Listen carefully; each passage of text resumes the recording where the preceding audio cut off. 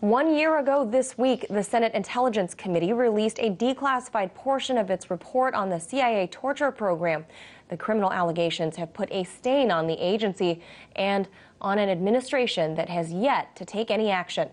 But that torture trail is spilling over into Europe, as human rights lawyers testified that several countries were complicit in the CIA's criminal activity, even trading compliance for international favor.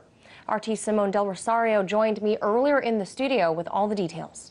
Human rights activists and lawyers went to the European Parliament to specifically tell the European Union that they were annoyed that they did not investigate Europe's role in the CIA detention, rendition, and torture program.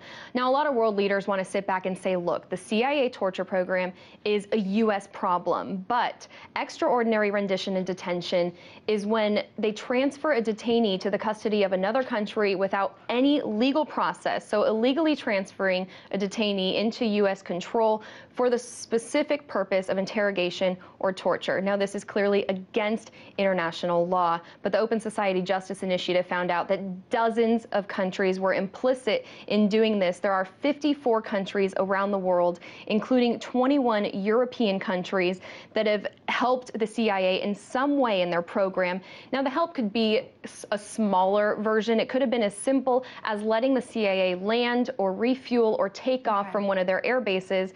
But it could also be as big as helping the U.S. kidnap people and host black sites. Black sites are where a lot of these enhanced interrogation techniques were used. We're talking waterboarding, shackling, stress positions, beatings, sexual abuse. The list goes on and on. So while we haven't seen a lot of activity come from the U.S. since that report has come out, now lawyers are saying Europe needs to investigate its role because clearly there were a lot of countries that were involved.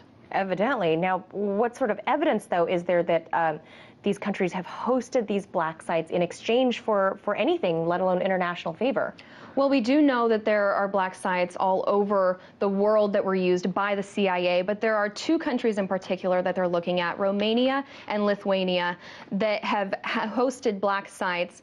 And possibly what investigators are looking at is that they did so for international favor. After 9/11, Romania and Lithuania really cozied up to the U.S. and said, look, we're going to help you in any way possible with your war on terror. The reason this is significant is because those two countries were not part of NATO at the time, and they wanted to be, and ended up actually being accepted into NATO in 2004.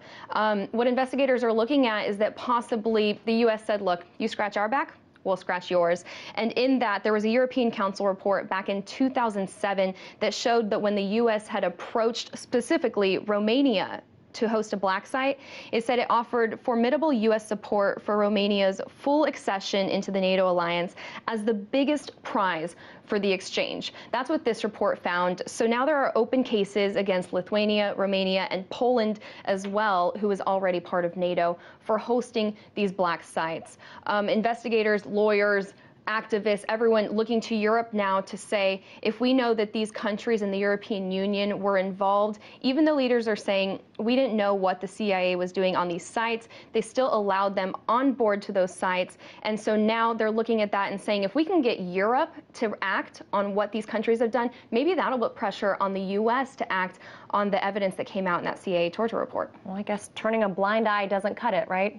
Not at all. All right. Thank you so much for that. That was RT correspondent Simone Del Rosario.